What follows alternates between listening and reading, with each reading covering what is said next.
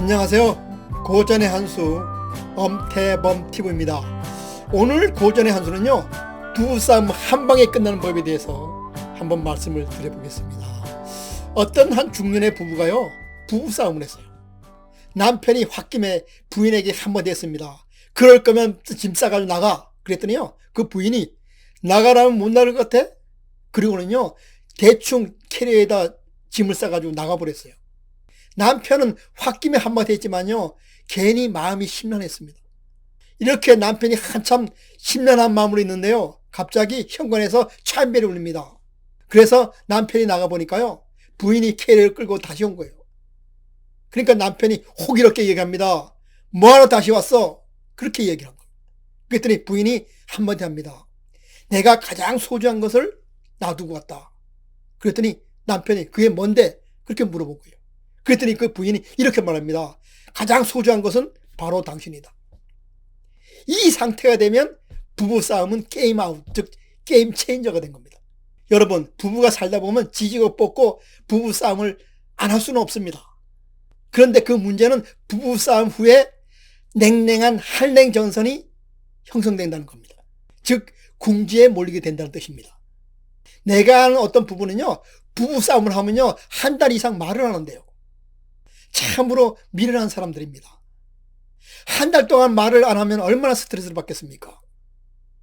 혹시 여러분들 궁죽통이라는 얘기 한번 들어보셨습니까? 누구나 한 번쯤은 들어보셨을 겁니다. 그러면 궁죽통이 의미하는 말은 무엇일까요? 많은 사람들은 이렇게 합니다. 궁하면 통한다로 해석합니다.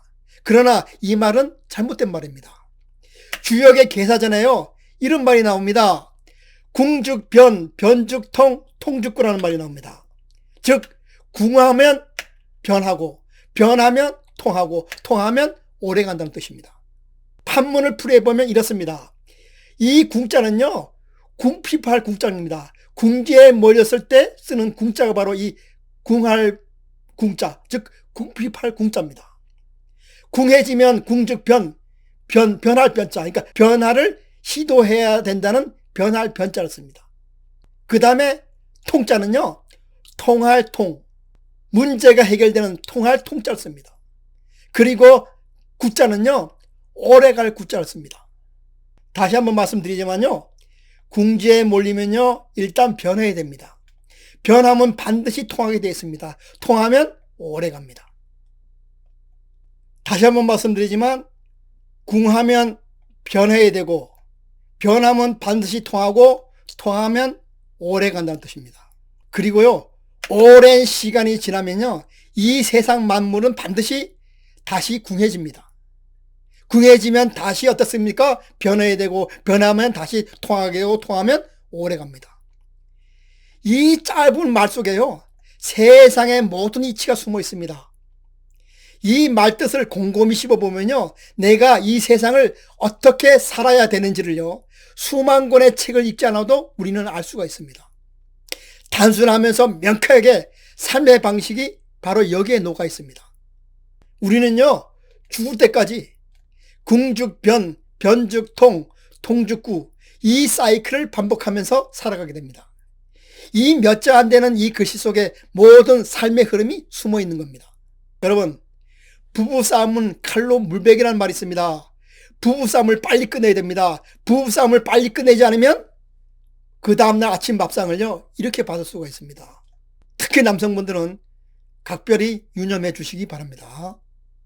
여러분, 우리 부부싸움을 하게 되면요, 궁지에 몰리게 됩니다. 궁지에 몰리게 되면요, 둘 중에 누군가 한 명이 변화를, 즉 화해를 시도해야 됩니다. 그러면 통하게 되고, 통하면요, 당분간 싸움 없이 또 오래 갑니다.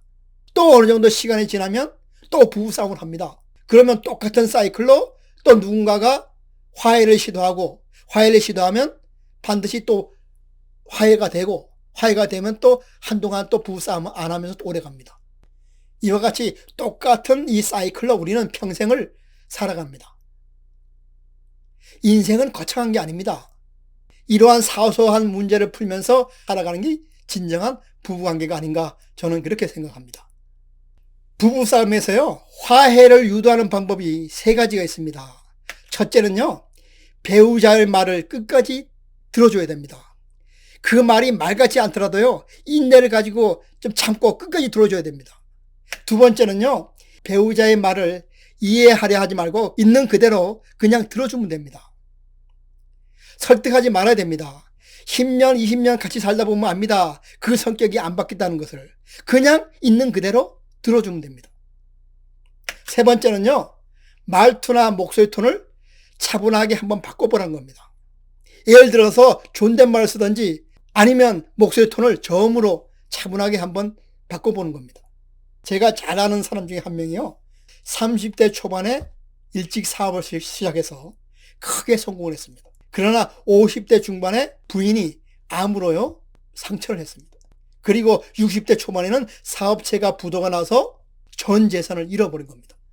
이른바 인생에서 가장 비극적인 상황, 초년의 성공, 중년의 상처, 노년의 빈곤이 찾아온 겁니다.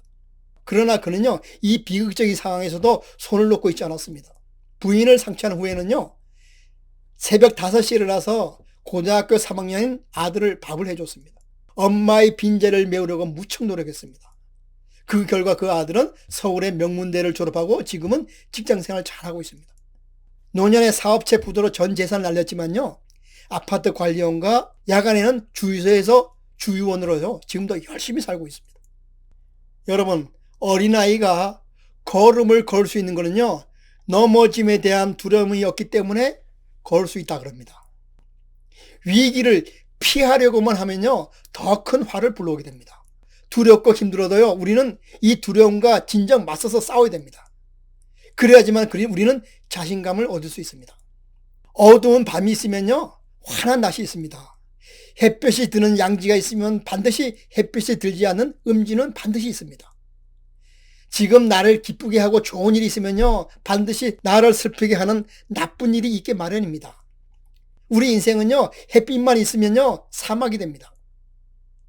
햇빛이 있으면 반드시 비가 오는 흐린 날도 있게 마련입니다. 다시 한번 말씀드리지만 궁죽변, 변죽통, 통죽구라는 말이 있습니다. 여러분, 살다 보면 어려운 궁지에 몰릴 경우가 많습니다.